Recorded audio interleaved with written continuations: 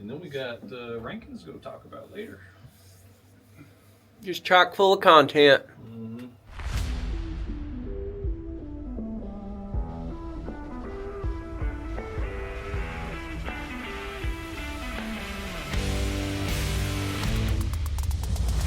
What's going on, everyone? This is the Aggie Gameday Extra Podcast. I'm senior Texas A&M sportswriter Travis Brown with KBTX, alongside Tyler Shaw, sports director here. We're in Kyle Field. We just got done with a very long but very informative press conference from Mike Elko, because today it's early signing day. Texas A&M inks 28 players to their class, including 3 players who are walk-ons, basically for all intents and purposes. Number 9 consensus team in the nation, according to 3 of the 4 major services. ESPN is the one that actually has them at number 6, at least last I checked. Not a lot of drama today. There was no hat science. Basically, everybody who was a part of this class had committed, had stayed with them for the most part, and there was no surprises today. Pretty neat and tidy day for the Aggies. Well, and that's what Elko talked about first and foremost, so why he liked this class, and I guess, the classes that they're building here, is the recruits they're getting. You don't have these surprises. They're kids that committed early, signed early, saw things through. Maybe it helps that there were no flips, that they're having the success that they're having, so it makes it a little bit easier to this was the right decision. Look what's going on at Texas A&M right now. But the kids that they're getting are those kind of guys that they knew that this was what the class looked like before today. Today is just when it's now official, and they're all on paper, and most of them, except for one, will become here in January. Before we get too in depth with some of those players, the other big news of the day, of course, was the fact that reports surfaced this morning that Collin Klein was a candidate for the Kansas State head coaching job. Well, wait a second.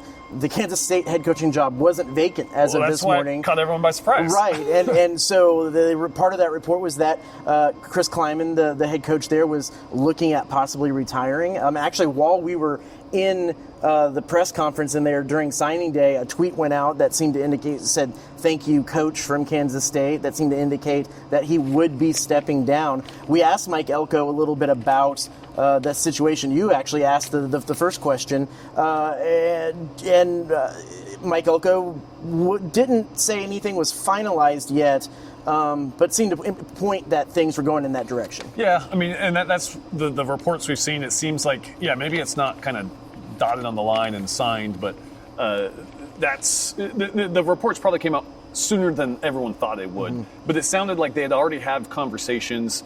So the fact it's happening obviously did not catch Elko by surprise. Mm-hmm. And honestly, the fact that it is Kansas State makes total sense. Mm-hmm. You're getting a leg. One of your best players in Wildcat history there. A Hall of Famer. A Heisman candidate at one point, one of the Heisman finalists, I should say, that played quarterback for you. He was an assistant there before he came and took this Texas A&M job. So kind of all roads seemed like pointing he would end up back there eventually in some capacity. We knew he wanted to be a head coach. And honestly, this cycle, there were so many open coaching vacancies. We kind of thought before that this would happen. We just didn't know that this Kansas State one would present itself, and maybe he didn't either. So the fact that it is open, it's one of those you got to strike with irons hot. I think everyone assumed he would end up there at some point. We just didn't think it would be this season, because it seemed like Chris Kleiman was going to proceed on with the Wildcats after this season. Another question I asked later was, well, okay, if this job does open up and he does take it, will he be available to coach for the Aggies through their playoff run? Because that's been a whole point of consternation with Lane Kiffin, and it was a completely different situation, but a point of conversation. And Mike Elko said, I mean, there's still a lot of things in the air, but that's his understanding of the situation as it sits, is that he would like for that to happen, and it seems to be that expectations of that were to happen.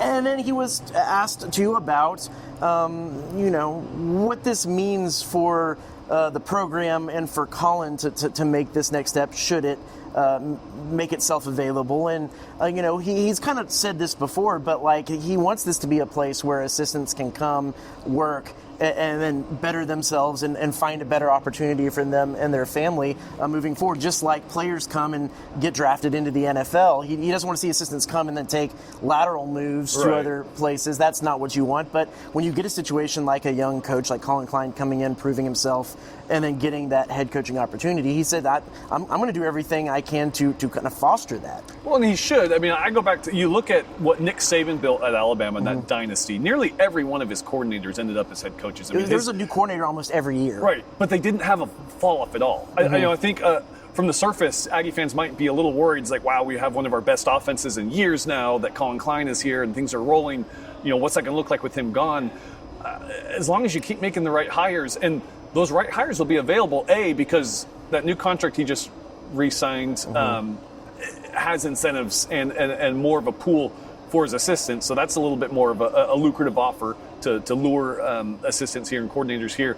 But also the kind of the pedigree. You have the success that Klein had in this offense and the players that they have now here in this system and the success that they have.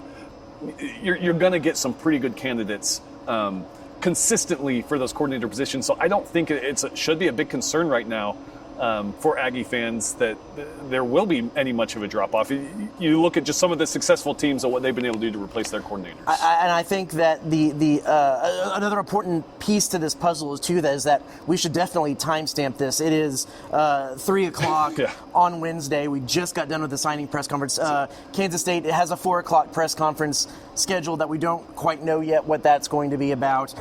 So this could get old really fast, as is the coaching carousel. But yeah, we're at 3 o'clock on Wednesday. Just got out of the press conference. Haven't heard the full Kansas State press conference yet. I think the last thing we can talk about with Collin Klein, though, is just the fact simply, is he ready to take on that challenge? Is this the point in his career where he should make that jump? I think it is. I know he hasn't been a coordinator that long, but I think what he's done the past couple years, he's still very young. But I think this is kind of the opportune time in his career to get a start like that. And it might be, with a transition at Kansas State, this might be an ideal time for him to jump in there. And he saw success when he was there as a coordinator. So yeah, I mean, I don't think it's going to be an Elko situation where he comes in and they have, they're competing for a conference. Maybe they will, but the Big 12 is wild. Right. So I'm not even going to try to predict what the Big 12 is going to look like next year or the year after. It might take a few years to kind of build something up, but I think that they're going to give Collin Klein that grace there at Kansas State to kind of wait and see what he's able to do. But I would say, it's the right time. When we asked him earlier in the season if head coaching was something that he desired in his future, and he said yes, but he had the big caveat of it had to be the right time with the right people. And I think actually that second part is why this is the good move for him. Of course, the right time is any time that his alma mater was going to offer that head coaching position, because it just kind of always seemed destined that he was going to go back there. But with Chris Klieman retiring, there was probably a good chance that he's going to still probably be around the program, or even if he's not, he's going to have a little bit more free time on his hands. And it's one of those situations where he might have a direct mentor for those few gaps and maybe some things he didn't learn in being the CEO, that he can have someone who's done this before directly, maybe right there around. We don't know. We'll hear a little bit later what his plans are. But it seems like he has the resources and the people available to him to start off in a way that he can be successful. And I think that is as important as the timing. And of course, the timing is all about his alma mater. So right. I think that is important. One other team-wide thing to touch on, Elko was asked about the number 7 ranking, and he went on the soapbox a little bit. He said as a football coach, it's put the football down anywhere, anytime, they'll play. Great. He said, but as a CEO, they want a little bit more clarification on what goes into these tie-breaking situations. We talked last night in our selection, our rankings recap show, about how Hunter Yurchek said it was down to those 5 one-loss teams in the top 10 that all kind of had an argument for number 3 through number 7. And A&M finished at the bottom of that list, and he kind of went through some of the strengths of some of these teams, but he didn't necessarily give an indication of what was the tiebreaker. And the coaches kind of want that a little bit, and we could make the whole podcast about this one question, this one subject. But he did also want to push back a little bit on the idea that A&M's strength of schedule wasn't good in conference play. I don't know. What did you make of the whole little soapbox moment he had there? Well, he's not happy being number 7. First of all, I think it's apparent that I don't think, we didn't ask him directly, but I don't think realistically he expected to still be a top 4. But like both of us said, we predicted 5 or 6. That's where the committee would put him. That's probably where, Elko's probably thinking his team is number 5 right now. And playing UNT or James Madison or right. Tulane. And you have an argument. I mean, you were number 3 and you were undefeated and you lost on the road to your rival. I get that part. The committee, instead of looking at it that way, the committee kind of flipped it around and said, okay, let's just start over and look at these one-loss teams. Well, we think Oregon and Texas Tech, and the surprising one to me was Ole Miss. We think they have a slight edge over Texas A&M right now. You can argue it multiple different ways. I think you can shuffle those teams however you want. And then he was asked about, do you think you're going to host? He goes, well, should we? Do we deserve to host? Absolutely. And he was kind of, a little tongue-in-cheek. A little tongue-in-cheek about it. It's like, what are they going to do? I have no idea. Yeah. I honestly, I don't think there's a way they don't host. No. But I think he was just kind of voicing his frustration with the committee that he doesn't know what they're looking at, and they're not being very consistent and giving great clarity to their reasoning. And we were just talking about this at the back of the press conference room right there, right when it wrapped up. The fact of the matter is the rankings are still a poll. It's a 13-person poll, and they go through 3 teams by 3 teams all the way through and kind of vote on where teams should be, and then have debates in between the votes that can kind of sway people. And when you talk about like Notre Dame, Alabama, and what the differentiation was there, it could have been simply that there was just one person in favor of Notre Dame last week, and something changed in their mind. They saw a new stat, and they flipped, and that causes the flip because one vote can do that. Right. We talked about that last night. So sometimes it isn't clear because every single one person on the committee can be a big eye test person. The next person can be a big analytics person. The next person can like the color of the team, the team's helmets. I don't know. That's not true. But I think that is why the committee does the way they do. It's not they all come to a consensus together. This is the way they're going to arrange it. There's votes tallied and cast and tallied, and that's the way that they arrange it. Now, there still is probably some ways that they could explain how they came to those conclusions a little bit better when the chair comes on the committee teleconferences and on ESPN. I think that's been one of the bigger flaws. But yeah, it's interesting. And then with the strength of schedule thing, when we talk about when they have some clarity, I want to have some clarity on what goes into a lot of these strength of schedule equations. Because you're just throwing out the number that, we're 15th strength of schedule, top whatever strength of record.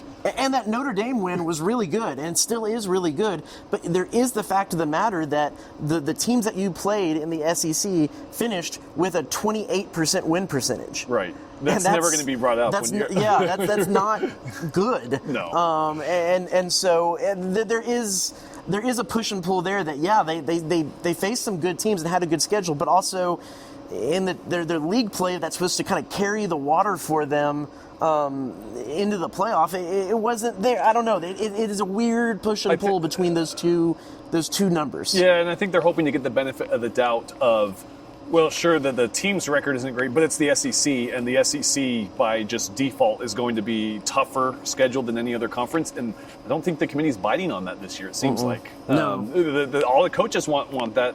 But this committee just does not seem to buy into we're just going to give the SEC the benefit of the doubt. Yeah. I think that's what's going on there. Well, let's get a little bit into this class. Like I said, there's 28 players, 12 on offense, 13 on defense. Mike Elko mentioned that 9 are still competing for a state title in their various state organizations. Who stood out to you when we started talking this? Tamarian Watkins is the kind of bell cow of this This class, yeah. Excuse me. Tristan Givens. Tristan is kind Givens. Of there you go. the bell cow of this class, but there's some really good pieces. Yeah, Tristan Givens, Bryce Perry-Wright for a while, the defensive lineman out of Georgia, and then Brandon Arrington. So a lot of those defensive pieces, I think, are going to be some strong pieces that we'll end up seeing. Arrington, speedster, broke Noah Lyle's state record for high school, which is very impressive. Right. So they've got a lot of just raw talent here. I thought it was interesting, the two Carthage kids. You have that small school, but KJ Edwards is breaking records left and right there at Carthage, and he could be the next kind of feature back here in a couple years at Texas A&M, especially if he falls like a Jamarian Morrow, where he might get touches as a freshman. So those were kind of some that stood out right away. Another interesting one was Evan Jacobson, who is the one guy who's not coming in January, and that's because he's still playing basketball and could possibly pay for Bucky McMillan. Yeah, Mike Elko mentioned that there's this opportunity that after football season ends, he has an invitation to go over to Reed Arena and see what he can do with the basketball team. We know Mike Elko, as a lot of coaches do, values multiple sport athletes. You get different skill sets, you get different types of hand-eye coordination and, different footwork, different things that happen when you play different sports, and that just makes you better at the sport, your main sport. And so there's a lot of those guys on this list. Interesting one, Asher Murray, the kicker. He came, A&M had a kicking camp. He showed up and just seemingly, blew everybody away with his performance. And there is certainly a spot for him to step up and be an instant impact guy with not only the years of of the guys who are going to be phasing out ahead of him, but even if that wasn't the case, kicking hasn't been great this year. They need help, and so that's a guy that kind of stood out to me. Another one that's interesting is the quarterback they brought in, Helaman Kasuga. So Elko said they want to kind of balance it where they get one quarterback a year, because you obviously can't have too many quarterbacks on the roster because they're going to end up just by default transferring out. They did bring in two last year. They're bringing in one this year. So it'll be interesting in the future of this quarterback room. This is a kid that was a stud up in Draper, Utah, that Corner Canyon High School. I know a lot of people aren't familiar with it, but I did spend a little bit of time there. There are some studs that come out of Corner Canyon. And now we get Utah time with Tyler. Yeah. But the interesting thing is the fact that they I'd love to talk to the kid because the recruiting him and brought him down here because if I'm not mistaken, Zach Wilson. I'd have to look it up. I don't know if it was that. It was either that school or their rival school. But Zach Wilson went and played in the NFL. Is from that same area. They've had those kids come up and play quarterback. They're usually going to the Pac-12. They're going on the West Coast, Big Ten, or Big Ten, or the Big 12. Now you have both Utah and BYU in the Big 12. The fact that he's coming down here to the SEC is interesting to me. Well, the reach of this class, because you have California. A reporter mentioned the fact that it's true. California really hasn't been much of a pipeline for A&M. Hallman Wiggins, the wide receivers coach, is from there. That's kind of opened up some doors. You have Utah, you have New Jersey, you have Ohio, you have Florida. Literally all four corners of the country and everything in between is a part of this class. But then, not to mention East Texas, Houston, Dallas, like all the main Texas staples are represented here. So a pretty well-rounded class. And another interesting piece to that is he kind of talked about how in recruiting they kind of work in two class sets. That from what they did last year and what they were able to get in last year, like a lot of interior defensive linemen stuff, there's a lot of edge receivers, edge rushers in this class, kind of pairing two class sets together and filling some of the holes that way is an interesting take that I hadn't necessarily heard directly like that before. So, and then of course a lot of talk about NIL. Of course he wants to, Mike Elko, and I did a story earlier this year with a bunch of agents, and they wanted to be clear about the fact that the trope of every player's coming in here, how much money can I make? We're gonna hardball you for negotiations and everything, whether it be recruiting or transfer portal, that's a select few. Most of the time, these players, these recruiting via high school or the transfer portal is done by building relationships, by seeing the facilities, by finding the right fit with the right people. And Mike Elko says they gravitate towards the families that seem to kind of be doing the process the right way. Yeah. I don't know if that's probably not the best way to put that, but the looking for the best place for the athlete and for that family to send their athlete for athletically, academically, financially, all the above, not just a payday, which is, I think, the trope that goes around. He made sure to reinforce that fact, and that's something he's talked about a lot, that relationships are still important in this business. Yeah. It's a big class, too. I'm curious, with the transfer portal opening up next month, it all depends on how many leave, but how many they're actually going to have to go get for key positions out of the transfer portal. Because that's another part of recruiting and balancing is how many guys are you getting in from high school versus, how many are you getting from other schools, the transfer portal each year. Yep. Yeah. Well, I think it's about all the time we have here. I don't. Yeah. There's a lot of guys. We'll be writing about this. We'll be talking about this for some time to come. But we're going to take a little break, and we're going to go back in time a little bit because today is, of course, our Food for Families food drive. So we have people, reporters all over the place, all over the Brazos Valley today, made podcasting a little difficult. So I sat down with our chief meteorologist and our chief Texas A&M fan, Max Crawford, yesterday to kind of talk a little bit about last weekend and a little bit of conversation about kind of where some teams stand in the college football player rankings. Granted, that conversation happened before the rankings came out, but it was some general conversation about where some people stand as they look towards the playoff future. So without further ado, let's hear from Max. Over 40 years ago, my parents started C&J Barbecue, and today we continue to honor Dad's legacy with the best barbecue in the Brazos Valley. With locations on Harvey Road, Southwest Parkway, and our newest location on William Joe Bryan, we carry on our family tradition of serving up award-winning barbecue, sides, and desserts. We also offer delivery, catering, as well as custom menus and private chef services. Come visit us today for some of the best barbecue around. C&J Barbecue. The C is for Chip, the J is for Joe, and the barbecue is for you. All right, we transported. I'm back here in the studio. Actually, it's a day before what you just watched at signing day. We're here in the KBTX studios. I wrangled chief meteorologist Max Crawford because we're going to break down a little bit of what happened outside of signing day, and we're going to have to go back to last Friday. Okay, we can go back. That's fine. We can go back. A&M Not too took their much. first loss to Texas. What was some of your initial takeaways of that game?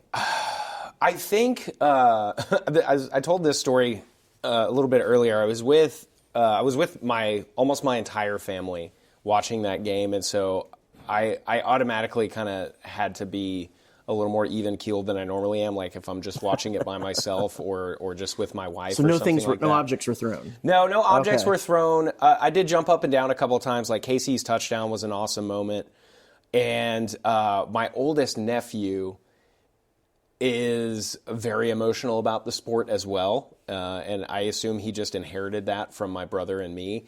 And so I kind of had to be that calming presence to be like, look, dude. Role model. It's a disappointing game. Look at the body of the season. You're going to get disappointed more by the Aggies, but you're also going to have a lot more fun moments. And he was talking about, he's like, yeah, I got a couple Texas friends at school, and this Monday's going to be. And I was like, oh, man.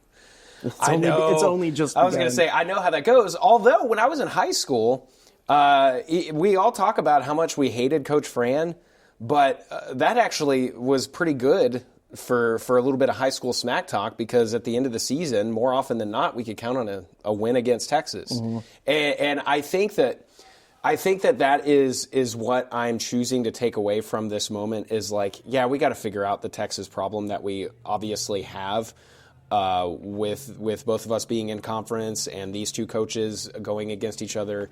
And I hope Wisner's a senior. I meant to check that, but because I think he had like 300 yards of rushing combined against us. But my whole point is, I do think that back then your A&M season was salvaged if you could beat Texas. And I do think that occasionally we will take our lumps throughout the season, and that will still be a very big way to end the season on a positive note. Like if we take our 7-5 and 8-4 seasons at some point down the road with all the parity that exists and the 9-game conference schedule and stuff like that will still be an important game, obviously. But I do like that we are sitting here and going, you know what? Yeah, we lost that game, but everything is still in front of us. And how often are we able to say that? And, we can thank the 12-team playoff for that mostly, because I think if we were still talking a 14 playoff, then yeah, we could be sitting here going, we blew it, like at the very end or something like that. But that's not the case. And we could very well be talking a home playoff game at Kyle Field.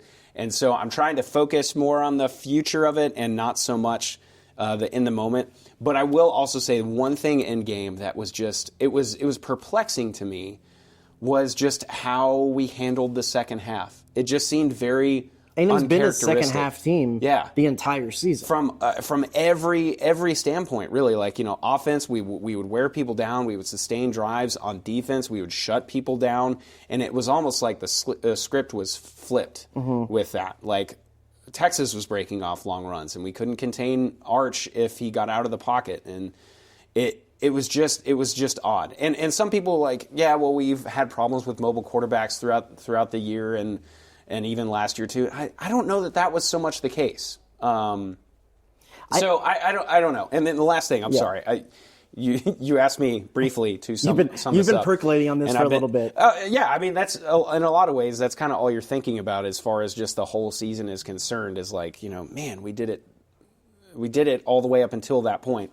The last thing about that game specifically, unless you have more questions, that I will say is there were folks that were at the game who were texting us who were like, something's off. Like at the start of the second half. Like it was almost foreshadowed. Like they were looking at our sideline and be like, I've traveled with the team a couple of times, and they don't seem to have the same type of, not swagger, but like energy that they normally do coming out of the half. Like going into the fourth quarter, like you saw players with their heads down. And maybe the moment felt a little too big for them. I don't think they were intimidated. I think it was maybe kind of like in South Carolina when they got behind a little bit, they were just trying to do too much. So the thing that surprised me the most is that I thought Texas's offensive line was going to be the biggest liability in the game, and A&M's was going to be the strongest point, with A&M's defensive front getting in there, putting a lot of pressure on Arch Manning. I think he's like the second most pressured quarterback in the SEC, and really the defensive line didn't get close to him that much, especially in the second half. Yeah, and again, that's surprising to me. I still don't think it was a conditioning type of thing. I don't know that I could point to one singular thing, but they were compounded mistakes. And I will admit, whenever I read your headline about, A&M's demons all finally caught up to them, my first reaction was immediate vitriol. But the more I think about it, like that kind of encapsulates the whole thing, and it's why you're a good writer. Like that's the headline that kind of sums it up. Like pre-snap penalties, Marcel forcing things and causing turnovers, kicking, like. All of the things that have gone wrong over the course of the season that we've overcome every single game, but we would also have kind of been like, well, that might be what does it, especially the kicking. And I still think that assuming we win a playoff game or two, I still think that is what is ultimately going to cost us a playoff game. But it seemed like, especially in the second half, it all just kind of caught up to us at once. And so I don't know if that's, as a 18 to 22-year-old kid, the burden of that is just a little bit too much, and you're just trying to do too much at once, and you just kind of, the muscle memory fades a little bit, and you try to force something that isn't there. Maybe I'm getting too philosophical about it, and maybe they just out-schemed us in the second half. But I do think that there was a mental aspect to it. Like there is, I will say, although the score differential was very similar to what we saw last year, in fact, it was the same, right? Wasn't it 17-7, 27-17? Yep. Those were not two teams where one was clearly better than the other. I mean, and in fact, I think you could argue that A&M is still the better team that was on the field, but Texas took advantage of certain moments better than we did. But last year, it was very, very clear, Texas is the better team and we're holding on for dear life. That was obviously not the case this time around. So that is also encouraging. I think the other thing about that, too, is the fact that A&M, pretty much from the start, they've had the issues that have flared up. But they're a team that started at a high level and for the most part has maintained a high level throughout the season. Texas is a team that's grown into the season. That's true. The Texas team that faced Ohio State, that faced, even you could say like Kentucky and Mississippi State a month ago. This is a different Texas team than faced those. This is a different Arch Manning than faced those teams. I agree with that. I'm going to pose a question to you that I hate binaries. I hate sports talk binaries because everything falls in the middle. But I'm going to present you with a binary that me and Tyler talked a lot about in our post-game thing, and that is is this a A&M team that just some of their flaws caught up to them and they can maybe work on fixing some of those? Or is this an A&M team that this was just the best competition they faced so far and we don't have a good read on how good they are because the SEC teams that they played this season proved to not be that good? Well, I think if you're talking to me when we're sitting across from each other at the bar, I'm of course going to say it's the former. Right. But I really think even if you remove the bias, I think you still look at the overall body of work, and you can look at those individual opponents that Texas A&M has faced and still say that they have stepped up every single time, because this is very much something you have to look at within the context of the season. Auburn, I think, is a perfect example. Barely loses to OU after some very questionable officiating. Then they come in with their hair absolutely on fire, especially on defense, and we find a way to win that game. Florida, fresh off of a win against Texas, comes in kind of the same type of deal, and we have to find a way to beat them. Mississippi State, coming off, you take a look at all these opponents that we played, and they've shown you what they are capable of, even though the record does not necessarily reflect that. South Carolina, for instance, barely losing to Alabama. So it's hard for me to resolve, yes, we ended up with a very easy conference schedule, but especially at the beginning of the year, it looked like we had one of the hardest. And the reason that was the case is because those teams are so talent-laden and looked like they had everything in front of them in what was going to be, a special season for Florida or for South Carolina or for LSU even. Mm-hmm. LSU was, I believe, the preseason favorite to win the SEC, or at least they were very, very close to that, along with, Bama, Georgia, Texas. So, you can't just say, oh, well, they were the benefactor of an easy schedule. Because we have had, when you look back on it, an easy schedule before. I think 21 and 22, and even to an extent 23. That was an overall time where the SEC had everything was up for grabs, and it ended up shaking out just being Alabama, Georgia, Texas, all in the top three. But there were seasons where, looking back, you say, oh, we should have. 21, I think, is a perfect example of Mississippi State ended up not being a great team. Arkansas ended up being a good team. That loss was excusable. But then, we close it out with a loss to, I believe, Ole Miss, and obviously that last play against LSU, what was not a great LSU team, and all of a sudden we're 8-4 again. We didn't have that this season. Mm-hmm. There were some games where we could have let ourselves down. But other than the South Carolina game, all of those conference games ended up, we won by multiple possessions.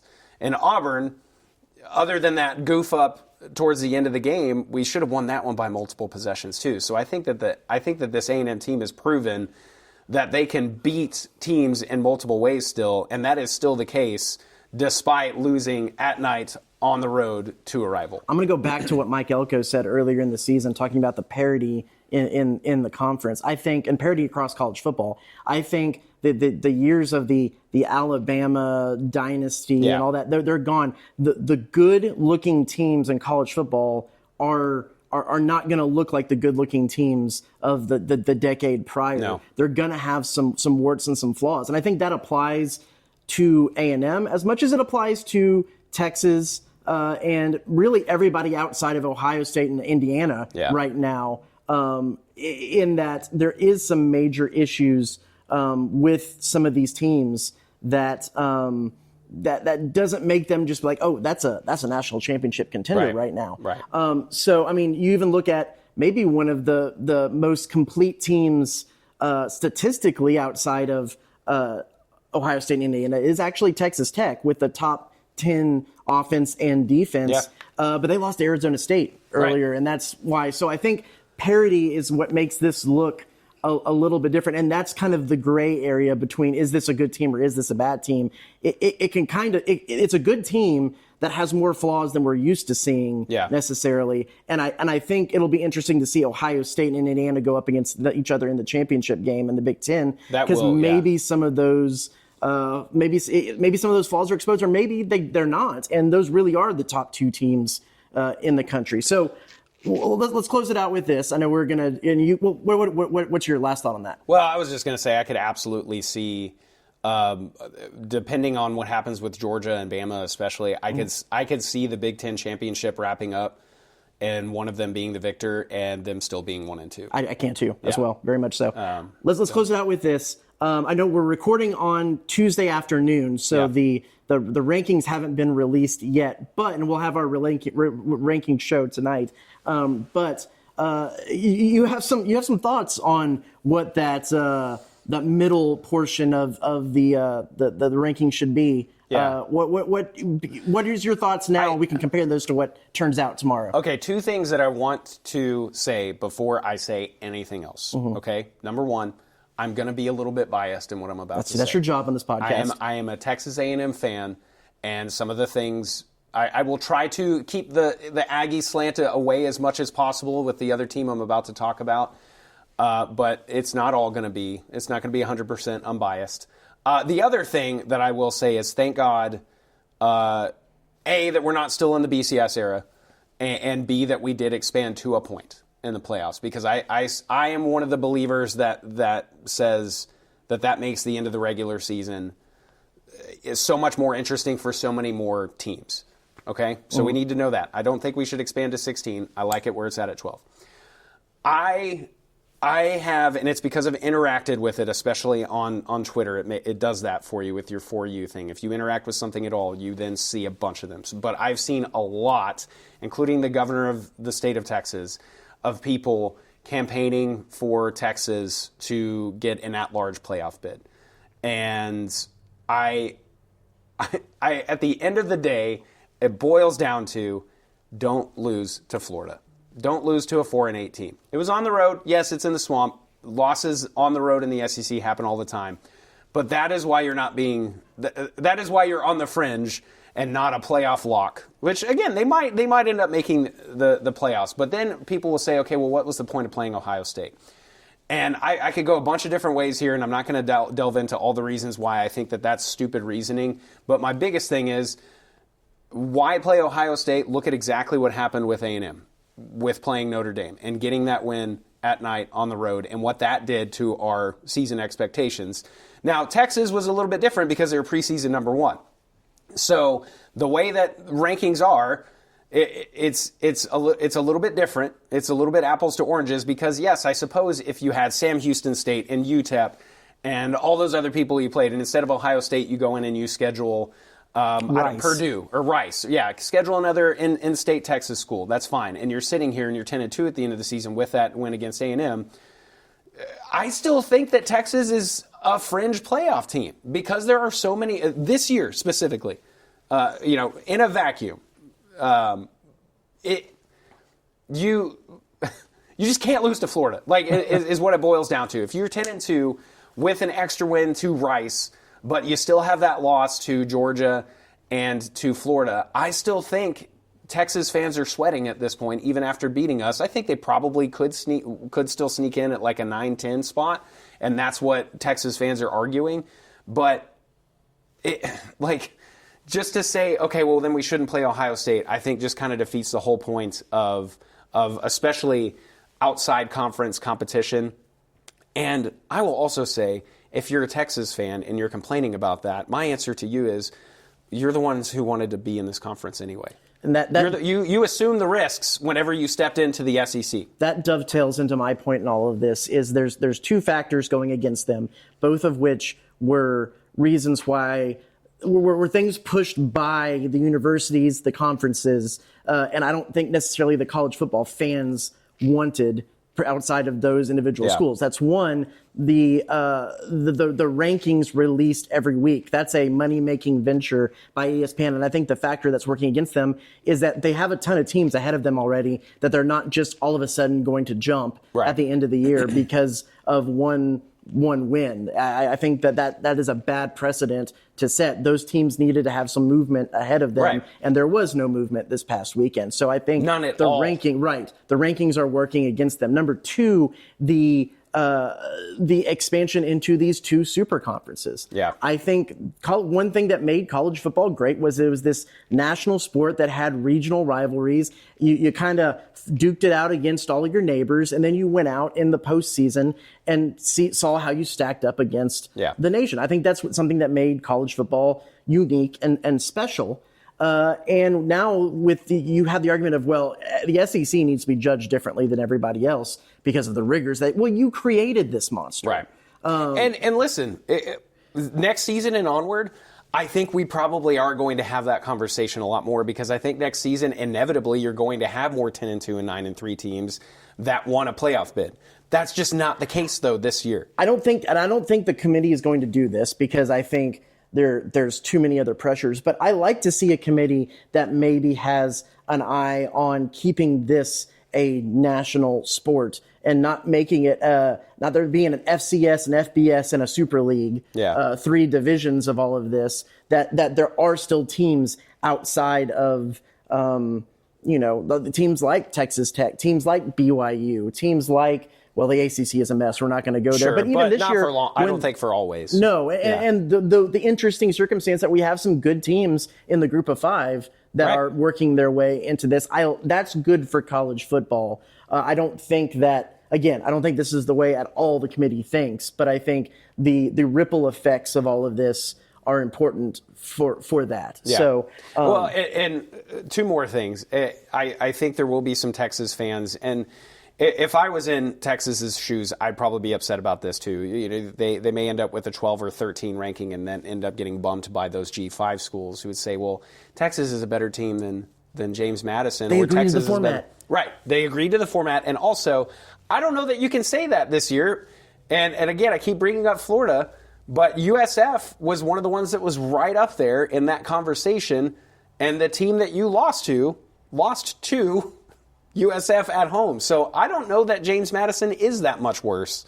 On a neutral field, obviously Texas would be favored. But I still think that James Madison or Tulane or UNT, whoever it is that gets that bid, they absolutely deserve it in every single way. And I don't know that you can straight up say, well, we'd beat them anytime, anywhere. I prefer to live in a college football world that gives that team access than one where one bubble team gets left in or out. And the last thing I'll say, I promise, unless you ask me another question, but I think we're wrapping it up. I'm getting a little bit meta here, but to me, if you're Texas as an entity and you're specifically talking about football and you wanted to perennially be in the playoffs and maybe even perennially get a playoff bye, you probably shouldn't have come to the SEC. Mm-hmm. And case in point is you look at Texas Tech. And again, they might not get a bye, and they've taken their licks for maybe their strength of schedule and stuff like that, but it's not always going to be that way. BYU and Utah, I think that the Kansas schools and Baylor's not going to be down for so the Big 12 is still a good conference, but I think we can agree that the bottom of the Big 12 is a little bit different than the bottom of the SEC just as far as overall talent. But to me, if you're Texas and you want to perennially be in the playoff, you shouldn't have left the Big 12, because your brand alone is going to continually give you that preseason ranking of 1, 5, 6, maybe 15, if you lose a bunch of players and stuff like that. Like Texas is one of those teams and programs like Alabama, like Georgia, like even Clemson, LSU, who are all going to be preseason ranked pretty much no matter what happens. And to me, if your entire goal was just to make the playoff every year, you probably shouldn't have come to the SEC. But as we know, competition on the field isn't what's important in college football anymore. It's how much money that I can make. It's the pocketbook competition right now that seems to be most important. We're not even going to, but There's the Lane Kiffin argument. There's everything else that goes with and, I mean, we could do another pod. We could do a whole other pod. We probably will at some point. So, well, thanks everybody for watching our split podcast this week between signing day and everything else that we have going on. Big thanks to Tyler for joining us, and Max here. I am Travis. And congratulations to all the high school athletes. There you go. Furthering their education and going and playing somewhere. That's awesome. Yep. That's really, really cool. Yep. So for Tyler, Max, I'm Travis. This is Aggie Gameday Extra Podcast. We'll see you next week.